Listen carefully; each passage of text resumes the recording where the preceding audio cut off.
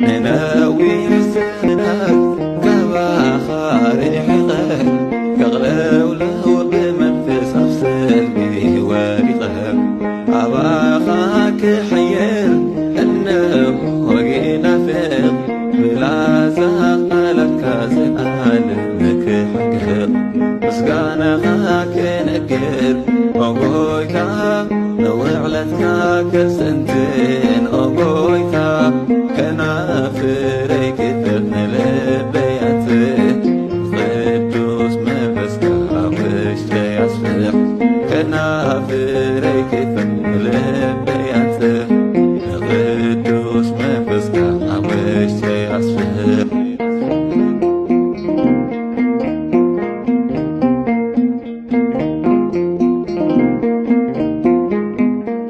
مسان كيكويني هياو وفغرخا كراتي حسرني كقلسو سنكا بسيقطع فتنك قناعيك أكون كزمر بكا عليك كستنتين مسكانا خاك نقر أقويتا وعلنك كستنتين أقويتا كنافريك فنلبيات كابايا يكونن زخوين يزلقو حفسي صنقاو كعبت برختو بقويتا فقري تفت يترا ينبر كالي ايكونن مستير نايزي نقر أمسكنو لي لقويتا فقري نزخبرني عن إلو كاب تحتي حسابنا يلبي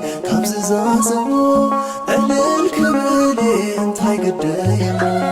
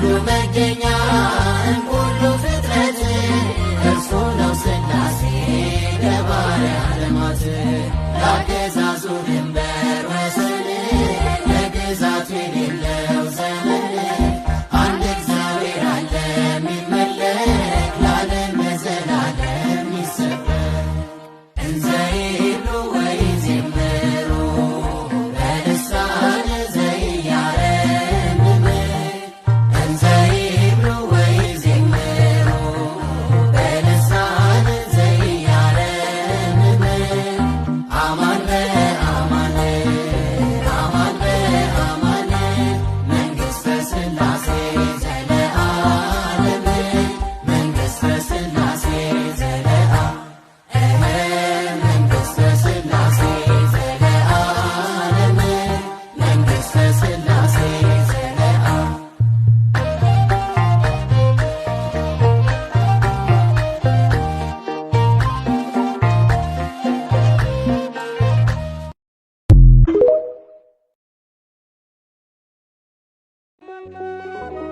ቅዱሳት ስእላት ጣዖታት ድዮም?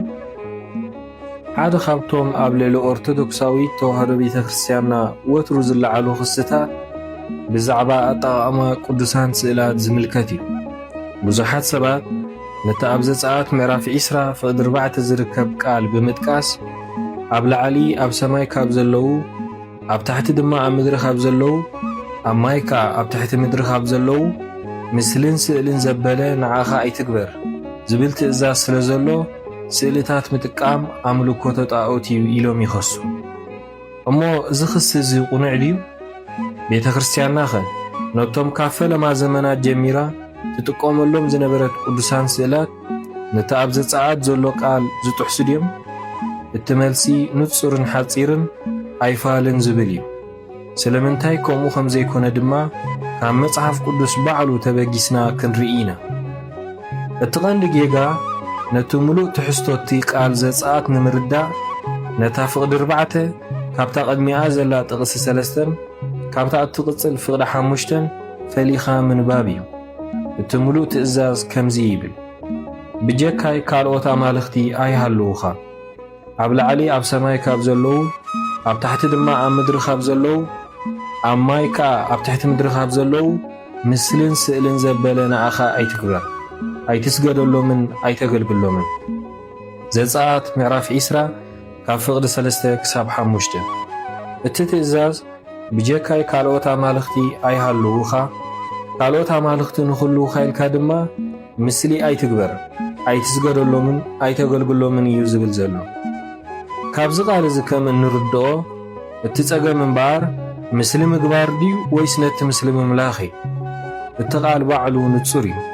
እቲ ዝተኸልከለ ነቲ ምስሊ ከም ኣምላኽ ጌርካ መምላኽን ምስጋድን ምግልጋልን እዩ። ካብ ፈለማ እውን እቲ ትእዛዝ ዝወረደሉ ምኽንያት እቶም ኣብ ዙርያ እስራኤላውያን ዝነበሩ ኣሕዛብ ንዝተፈላለዩ ፍጥረታት ፀሓይ፣ ወርሒ፣ እንስሳታት ከም ኣማልኽቲ ገይሮም ስእሎም ይሰርሑን የምልኽዎምን ስለ ዝነበሩ እዩ። ኣምላኽ ካብዚ ተበጊሱ ድማ ካብኡ ወፃኢ ካልኦት ኣማልኽቲ ባዕሎም ከይሰርሑ የጠንቅቖም ኣሎ። እምበኣር እቲ ክልከላ ንኣምልኮተ ጣዖት እዩ ነይሩ። እዚ ዓበይ መርትዖ ድማ ኣምላኽ ባዕሉ ኣብ ዝተፈላለየ እዋናት ንኣገልገልቱ ምስልን ስእልን ክሰርሑ ኣዚዝዎም እዩ። እቲ ንትእዛዝ ዘፀአት ምዕራፍ 20:4 ዝሃበ ኣምላኽ ነቲ ኣቐዲሙ ባዕሉ ዝሰርዖ ትእዛዝ ባዕሉ ክጻረሮ ኣይክእልን እዩ። ገለ ኣብነት ካብቲ ኣምላኽ ንኣገልገልቱ ምስልን ስእልን ክሰርሑ ከም ዝኣዘዞም ዝገልጽ ታሪኽ ንርአ። ኣምላኽ ንሙሴ ታቦት ክሰርሕ ከሎ ወርቂ ቀጢትካ 2 ኪሩቤል ስራሕ፣ ኣብ 2 ወሰኑ ናይቲ መኽደን ድማ ግበሮም፣ ኣብኡ ድማ ንዓኻ ክግለጸልካ ኢሉ ኣዘዞ። እዞም ብትእዛዝ ኣምላኽ ዝተሰርሑ ኪሩቤል እዚኦም ኣብ ሰማይ ካብ ዘለዉ መላእኽቲ እዮም። እዚ ምስቲ ኣብ ላዕሊ ኣብ ሰማይ ካብ ዘለዉ ምስልን ስእልን ኣይትግበር ዝብል ቃል ዘፀአት ዝጋጮ ይመስል፣ ግን ኣይጋጮን እዩ። ስለምንታይ? ምኽንያቱ እስራኤላውያን ነዞም ኪሩቤል እዚኦም ኣየምልኽዎምን። ተወሳኺ ኣብነት እቲ ንቤተ መቕደስ ኣምላኽ ካሃንጽ ብኣምላኽ ዝተመርጸ ንጉሥ ሰሎሞን ነታ ቤተ መቕደስ ካህንጻ ከሎ ብትእዛዝ ኣምላኽ ንኹሉ መንደቕ እቲ ቅድስተ ቅዱሳንን መቕደስን ከዓ ብውሽጡ ምስልታት ኪሩቤልን ክፉት ዕምባባን ቀረጸሉ። ቀዳማይ ነገሥት ምዕራፍ 6:29። እዚኣቶም ኩሎም ምስልታት እዮም። እቲ ኣብ ዘፀአት ምዕራፍ 20:4 ዘሎ ትእዛዝ ድማ ምስዞም ኣብ ቤተ መቕደስ ዘለዉ ምስልታት ወልሓንቲ ምትሓዝ የብሉን። ከመይ? ከምቲ ሐዋርያ ጳውሎስ መቕደስ ኣምላኽ ከ ምስ ጣዖታት እንታይ ስምምዕ ኣለዎ ዝበሎ እዩ። ከምኡውን ህዝቢ እስራኤል ብተመን ተነኺሶም ክሞቱ ከለዉ እግዚኣብሔር ከዓ ንሙሴ በስራዚ መርዛም ተመን ግበር፣ ኣብ ባላ ድማ ስቐሎ፣ ዝተነኽሰ ዘበለ ናብኡ እንተጠመተ ከዓ ክሓዊ ይበሎ። እዚ ብትእዛዝ ኣምላኽ ዝተሰርሐ ምስሊ ተመን እዩ። እቲ ህዝቢ ግን ነቲ ምስሊ ኣየምልኾን፣ የግዳስ ብምርኣዩ ድሕነት ደኣ ረኸበ እምበር። እዚ ኩሉ ኣብ ላዕሊ ዝገለጽንዮ ሓሳብ ምስሊ ምግባር ኃጢአት ከም ዘይኮነ እዩ ዘረዳእና። እቲ ኃጢአት ነቲ ምስሊ ከም ኣምላኽ ጌርካ መምላኽ እዩ።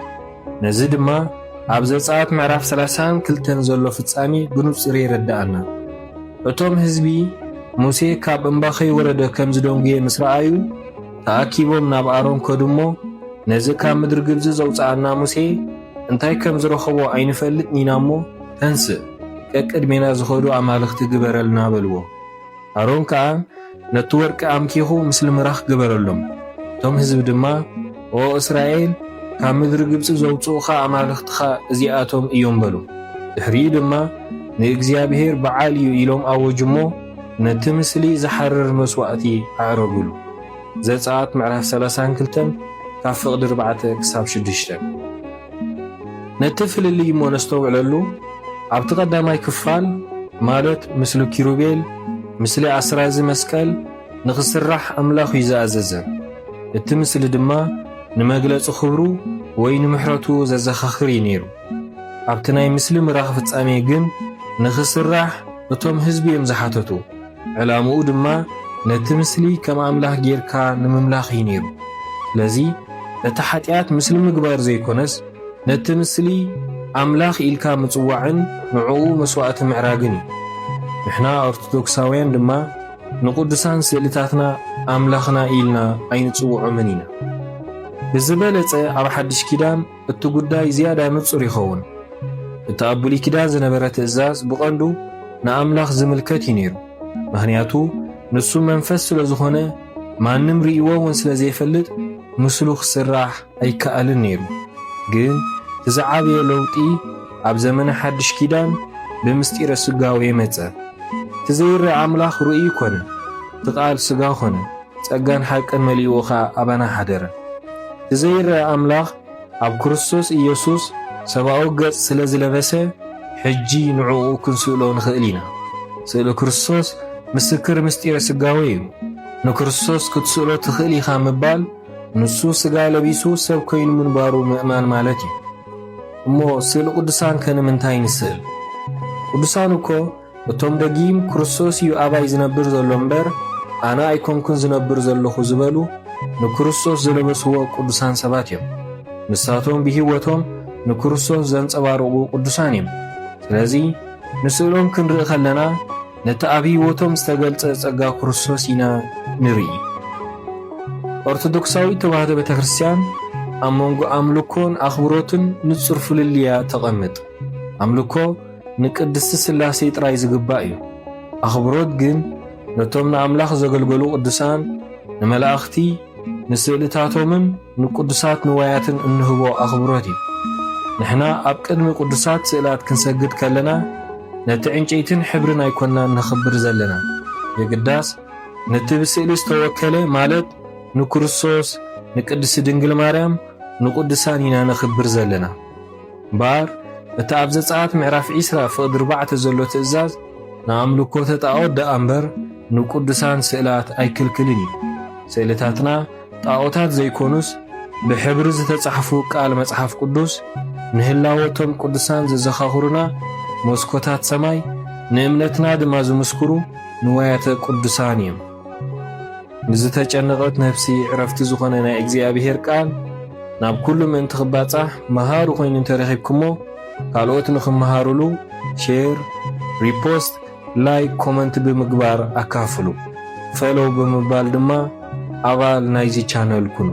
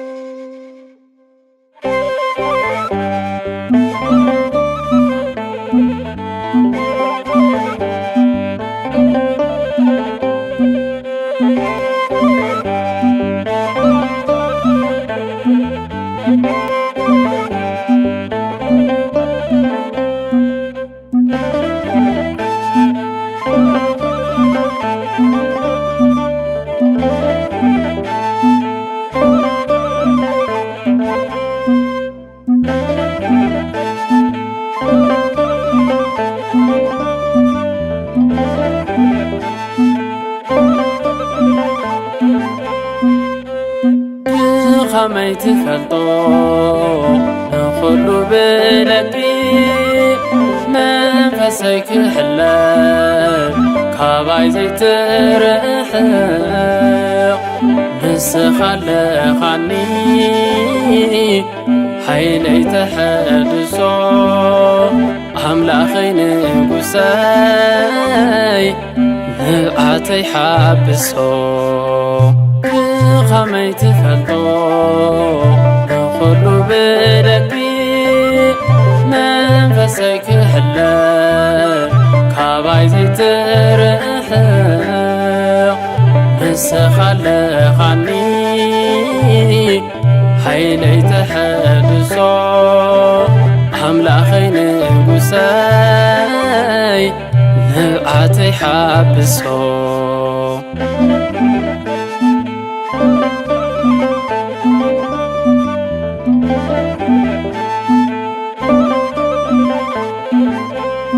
دلي سقاين يون خيز دفني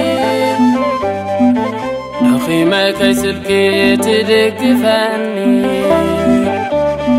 بسالخ عنخو دويلن عقاري ኢየሱስ መድህነይ ስምካ ይክበረለይ ኢየሱስ መድህነይ ስምካ ይክበረለይ ከመይ ትፈልጦ ንኹሉ ብደቂ መንፈሰይ ክሕለፍ ካባይ ዘይትርሕቕ ንስኻ ኣለኻኒ حيلي تحدثو أملاخي نقساي نبعتي حابسو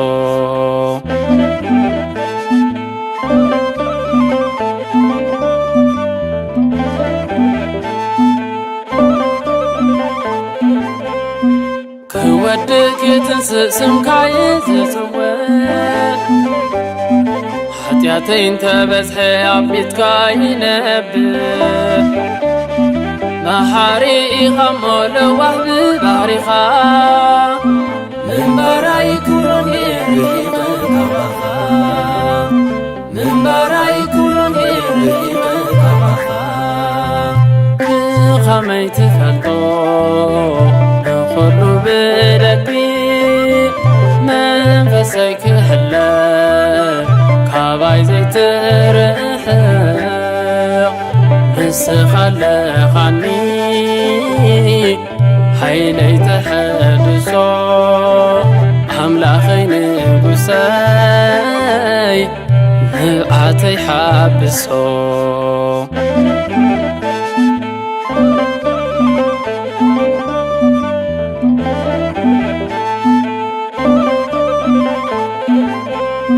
ممطري زي بلو تبزحي أبساي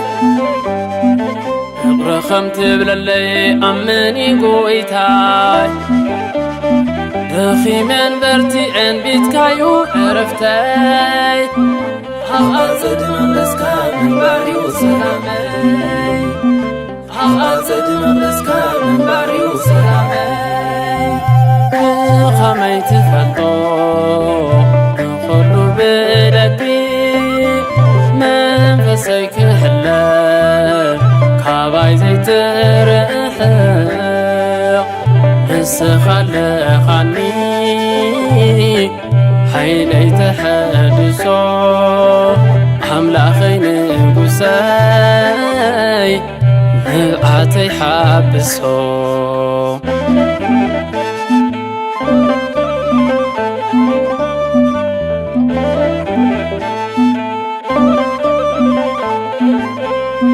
قرانيو هيوتي متعنخ صبق